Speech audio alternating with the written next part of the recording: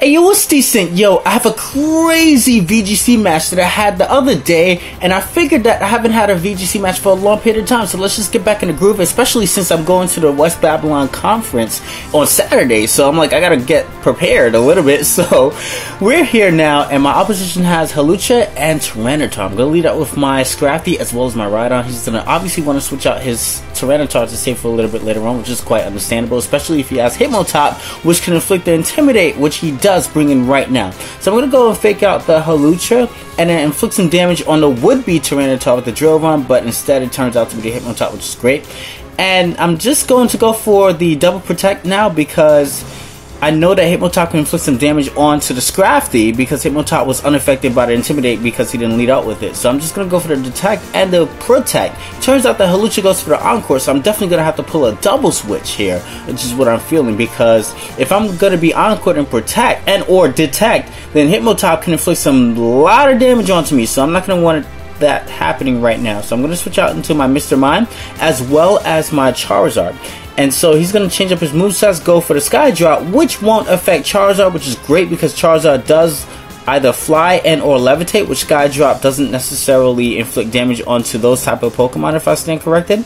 So you're going to see that Charizard doesn't get inflicted with any kind of damage with the Sky Drop, but it still holds a little bit of a purpose because it prevents me from making a move for that one turn. So it's still not completely obsolete, but like I said, it doesn't affect Charizard, but it does take it out of the match for one turn. So now I'm just going to go for the Heat Wave on my way down and go for the Trick Room, anticipating his Hitmontop to switch out, which it does. So now in comes the Talonflame, and since I do have the Quick Guard, I'm going to go straight for that and target the Talonflame with the Ancient Power, and I believe that's what I'm going to do. His Hawlucha is down, so Hawlucha will be out of the battle the next turn thanks to the Sandstorm, but he does switch out into his Tyranitar. And I'm just going to go for the Quick Guard like I said, and he ends up going for the Brave Bird, which is great. I'm just going to go for the Ancient Power to knock it out. So that's great there, a dead Talonflame, and I have Tyranitar in play. But since Tyranitar's in play, I am a Charizard Y, so I'm going to gauge to see if he happens to be a Mega Tyranitar. I'm just going to go for the Protect. I'm not going to Mega Evolve the first turn. I'm going to switch out right now, and then afterwards go out into Scrafty. Just intimidate it. I mean, I can actually stay in and go for the Dazzling Gleam, but just for the off chance that he happened to have the Crunch, I didn't want to stay in. Crunch and Sucker Punch to knock out the Mr. Mime. I didn't want to stay in, especially if I knew I could get off another Intimidate there and not be knocked out anyhow. So he does end up going for the Mega Evolution, which confirms my suspicion. He's going to go for the Close Combat on my Scrafty, which is great because in a sense it does allow him to want to target Scrafty another turn with the Hitmontop, which is going to go for right now. But what I'm going to do is I'm just going to go for the Fake Out on the Tyranitar so it doesn't inflict some damage onto my Charizard when I Mega Evolve this turn. And then afterwards, I'll be able to inflict a Solar Beam onto it. I don't know if Solar Beam is going to be able to finish it off at that point. I'm not exactly sure because it does not happen to be stabbed, even though it's super effective damage.